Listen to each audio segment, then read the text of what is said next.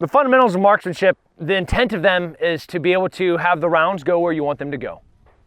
And the majority of the time, if the weapon system is zeroed to the optic, then anything that's not hit is going to be shooter error, right? So that's what we're going to try to get rid of here.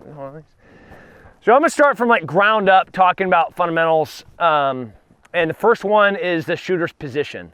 So if you're on the ground, we're going to get into non-standard shooting positions towards the end of the day, and prone is one of them.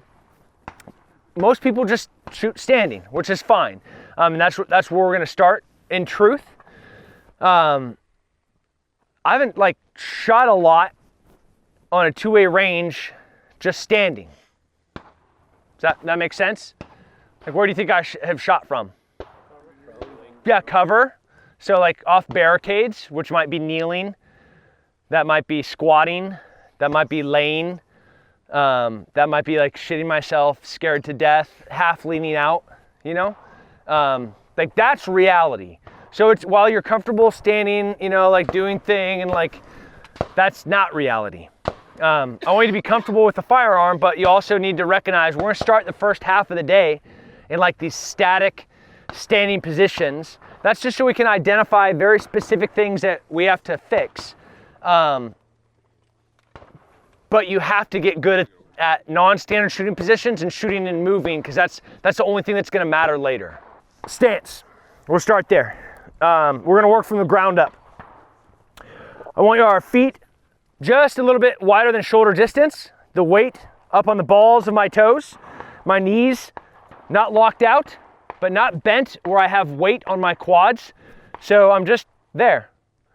So with the weight on the balls of my feet, but I'm not rocking forward, I'm not on my heels, the weight of my upper body is kind of putting all of the weight onto the balls of my feet. So now I'm in this like kind of athletic position. I can move, I can run, I can step off, I can also absorb recoil. So part of position is where the rifle sits up against us.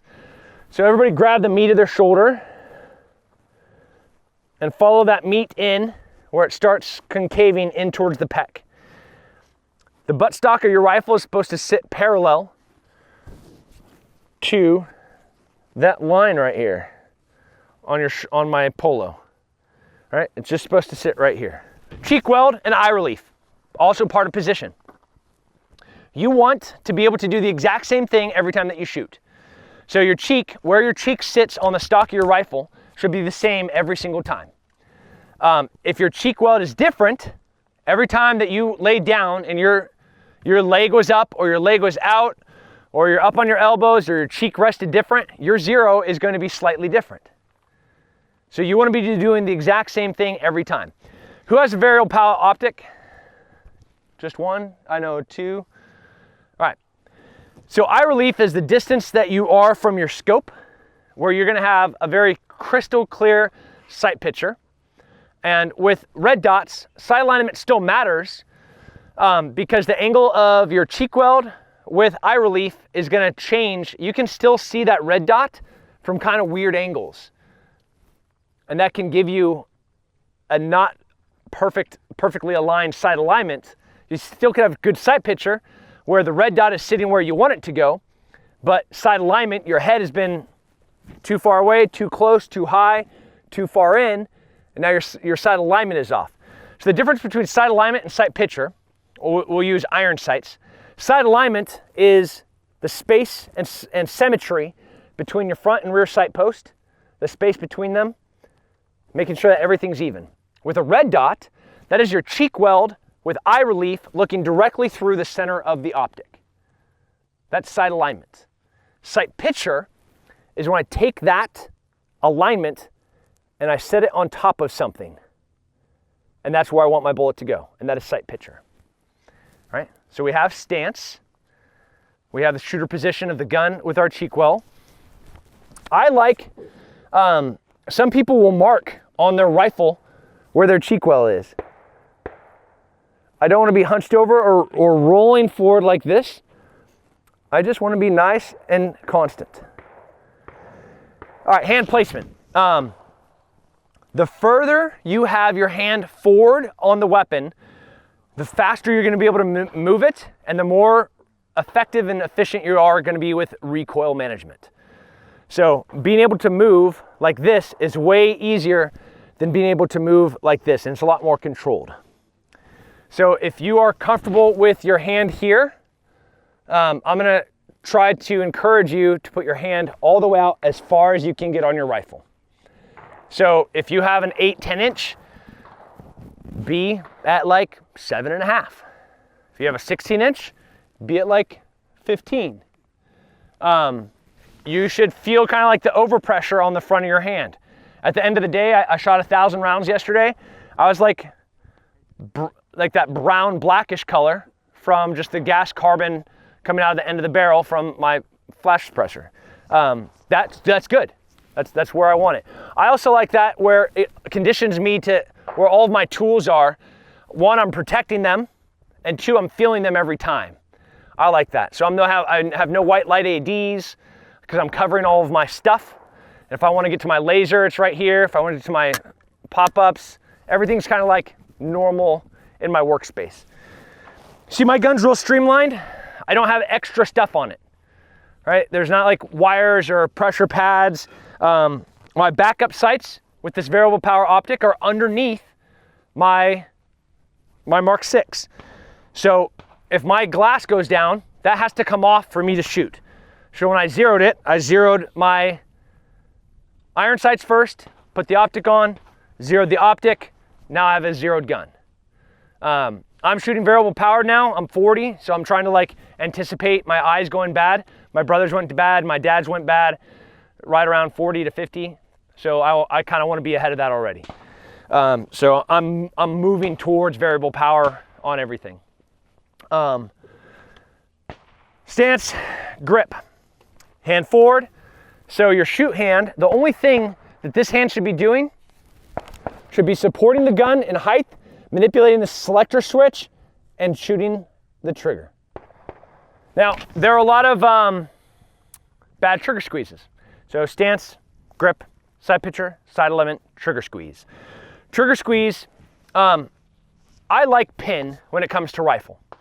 When I'm shooting pistol, I use what's called a flip and press or a slack out, which is a slightly faster and equally accurate way of shooting. On a rifle, a pin or a reset is after the round goes off, I pin the trigger to the rear, I go forward until the sear clicks, I take the slack and go back to the wall, and then I'm ready to shoot again. So mechanically,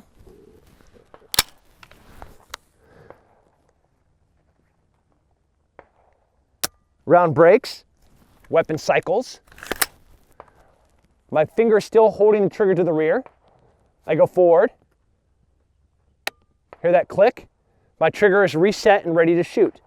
So now I'm against the wall right now as I push back, round breaks, weapon cycles, I'm still pinned to the rear, I go forward. Now I'm ready to shoot again. That is the pin. I think it's the most accurate way of shooting a rifle. It's the way that they teach it in the military, in sniper schools, in CQB schools. It is still very, very fast and is very, very accurate. So you have your stance, you have your grip, you have sight pitcher, side alignment, trigger squeeze, breath control. With rifle, you breathe. That's it, just breathe. Everybody go breathe. Yeah, so you're just gonna breathe and you're gonna shoot. If I'm on a bolt gun and I'm shooting an elk at like 800 meters, like maybe you're gonna hear this. I'm gonna shoot. But with this, at these distances, you should not be trying to hold your breath. You should just be breathing. So just breathe and shoot. If you have learned and have always been shooting your whole entire life, where you're gonna take a big breath in, you're gonna hold, you're gonna shoot, you're gonna exhale, you're gonna shoot, you're gonna exhale, and you're gonna shoot. I'm not gonna throw stones at you, you're still breathing, but just make sure the whole entire time that you're breathing. If you have good sight pitcher and a good trigger squeeze, you will get a good hit. Everything else around that in the fundamentals helps with recoil management and follow-on shots. Now in recoil management and follow-on shots, in this, you will be shooting more than one round. It's not gonna be like this pistol thing where you're gonna go like pow, pow, pow, and that's the end of the gunfight.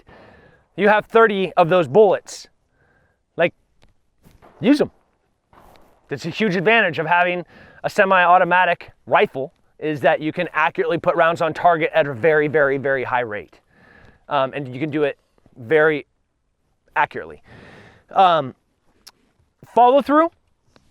Every time that we shoot, we are going to get another sight picture after we shoot. We're going to pin our trigger, reset the trigger, and prep to shoot another time.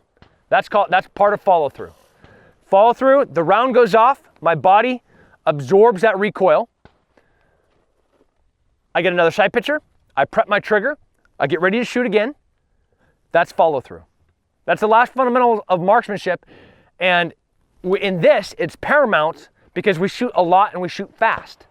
So if you're not doing follow through, you're just gonna screw yourself on every subsequent round. And ultimately, you're gonna be in this negative trajectory on your fundamentals that you're just not gonna be able to recover from. And then you'll have rounds going every which way.